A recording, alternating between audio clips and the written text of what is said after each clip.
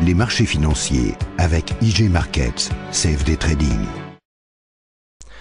Bonjour, c'est Gilles du site boursicoté.com. Voici l'analyse technique des principales paires de devises du marché Forex ainsi que l'analyse de l'or et du pétrole pour les matières premières. Nous sommes aujourd'hui le mercredi 13 juin 2012. Avec aujourd'hui une remontée de la paire euro-dollar, puisqu'après ici ces deux tests que nous avons eu sur le support des 1,2450, les cours ont retrouvé ici la force pour casser cette moyenne mobile 20 exponentielle, pour revenir chercher ici une dynamique qui nous permet ici, alors malgré ici cette phase d'exagération, de repasser ici les supports, les résistances une à une, puisque la résistance du jour ici des 1,2590 est en train 1,2585 pardon est en train de céder, donc avec sans nul doute un possible test ici de cette prochaine résistance ici des 1,2644. La dynamique ici depuis la forte baisse et donc cette sortie de tendance moyen terme baissière est beaucoup plus faible, puisque nous avons une petite tendance légèrement haussière qui nous est montrée ici par ces plus bas de plus en plus haut, mais il n'y a vraiment pas grand chose. On serait presque ici sur une phase de biseau d'élargissement, donc attention ici cette zone de biseau d'élargissement qui pourrait normalement nous donner une sortie baissière, donc phase de consolidation pourquoi pas, puisque au niveau de la tendance moyen terme il est clair que nous avons ici une forte baisse avec une zone de consolidation. Si ce biseau d'élargissement ici était validé, eh bien nous aurions normalement une sortie baissière qui nous serait indiquée par une cassure ici de cette zone des 1,2450. donc attention, peut-être que la tendance ici moyen terme, le fond de tendance, puisque nous avons ici une tendance qui est relativement forte, vous voyez, qui a perdu, on est passé de 1,3280 quasiment à 1,2990. donc quasiment 1000 pips sortis perdus sur ce mouvement en un mois. Celui qui a pris la tendance dès le début, il est heureux. Mais là, nous sommes clairement ici sur cette phase de rebond, dans une zone de consolidation, de rebond technique, puisqu'on voit cette zone ici en biseau d'élargissement pourrait nous donner une possible sortie baissière avec une continuité du fond de la tendance. D'ailleurs, ce schéma nous est un peu confirmé si nous traçons ici les retracements de Fibonacci, puisque par rapport à cette tendance, nous sommes à peine venus tester, alors c'est assez intéressant, vous voyez que sur la séance de vendredi, nous sommes à peine venus tester ici la zone des 38,2%, voilà, en agrandissant le graphique c'est mieux, et vous voyez ça s'est joué quasiment au pips près, puisque nous avons un plus haut à 1,2668 et le retracement des 38,2 est à 1,2667. donc on a vraiment ici un point haut qui est revenu chercher le 38,2, le fait d'avoir cette rechute avec ce support qui a bien joué son rôle et une reprise de la dynamique. Alors attention, ici on est en phase d'exagération, ça va être un peu léger pour venir ici tester cette zone de support, mais pour l'instant par rapport à la grosse tendance que nous avons eue durant le mois de mai, nous ne sommes venus retracer que 38,2% sur ce mouvement, donc une rechute n'est pas du tout exclu et pourrait bien arriver si ce support ici des 1,2450 cédait. Donc attention à ce mouvement qui pour l'instant est enfermé dans un biseau d'élargissement. On voit bien ici une zone de support légèrement montante avec une zone de résistance qui fait de même.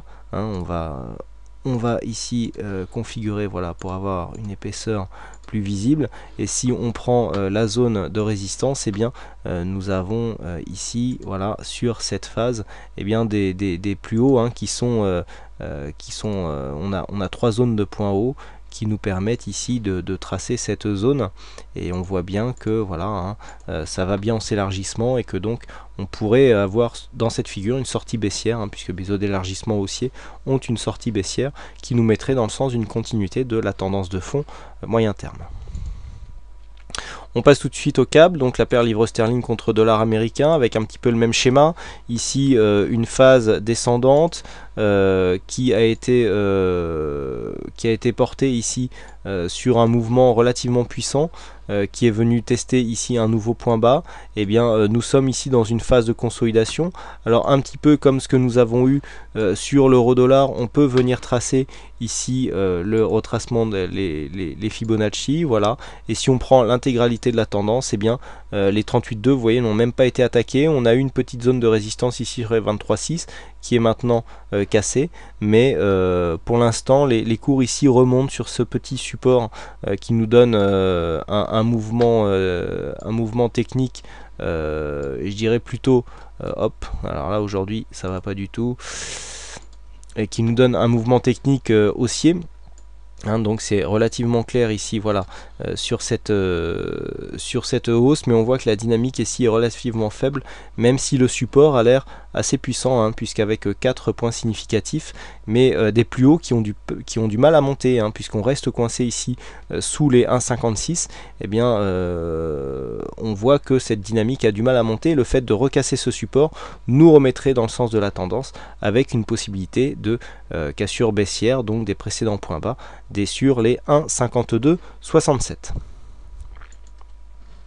On continue avec le dollar yen, donc peu de choses à dire sur le dollar yen puisqu'on reste ici toujours dans ce range avec cette zone de résistance ici à 79,70 qui a encore bien joué son rôle, puisqu'on est venu tester cette zone, on a oscillé autour d'elle et puis on a eu une rechute qui nous a ramené ici sur les 79,30, donc peu de mouvement sur cette zone de cotation.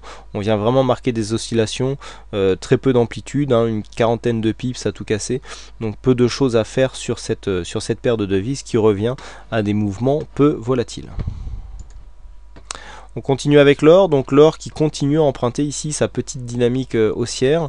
On perd un petit peu de volatilité, bon, ce qui pourrait venir marquer ici une zone un petit peu d'accalmie. L'or a été très volatile ces derniers jours. Alors donc on a là une phase de hausse qui est assez propre techniquement, puisqu'on vient ici marquer des zones de support, cassure vous voyez, on avait ici cette zone qui était une précédente zone de résistance sur cette phase là. Ensuite on avait cassé, là on avait support, on avait rebondi, on avait recassé, et puis on recasse encore, on revient chercher cette zone de support, d'accord, on vient casser l'ancienne résistance qui redevient support ici sur cette zone, et hop on vient tester la résistance. Donc là on est vraiment sur une évolution, sur une petite hausse. Alors la dynamique est relativement faible, mais le mouvement a l'air assez régulier.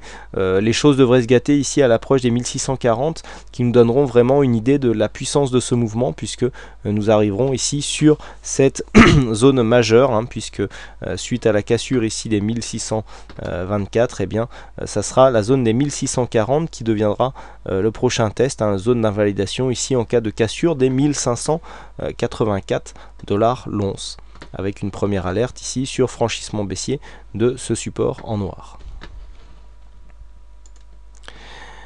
Et enfin on termine avec le WTI, donc le WTI qui reste ici dans une dynamique baissière, puisque nous avons, suite à l'inscription ici d'un nouveau plus bas pour quelques pips lundi soir, et bien nous sommes remontés ici sous la moyenne mobile 20 exponentielle, et puis nous avons du mal à repasser au-dessus. Vous voyez la moyenne mobile 50 qui est venue ici se mettre très proche de cette moyenne mobile 20 exponentielle. Donc nous avons ici une moyenne mobile moyen terme, une moyenne mobile court terme qui jouent leur rôle de résistance, et les cours qui ont du mal à passer ces deux moyennes mobiles, et donc sur cette bougie on a l'impression que le mouvement va plutôt s'orienter à la baisse.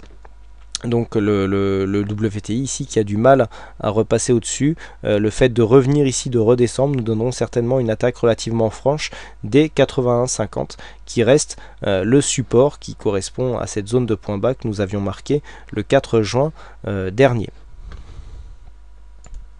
Voilà ce que l'on peut dire donc sur ces analyses techniques Forex et matières premières. Il ne me reste plus qu'à vous souhaiter à toutes et à tous une bonne soirée, bonne chance dans votre trade, et je vous retrouve dès demain pour de prochaines analyses techniques en vidéo. Bonsoir à tous. Les marchés financiers avec IJ Markets, CFD Trading.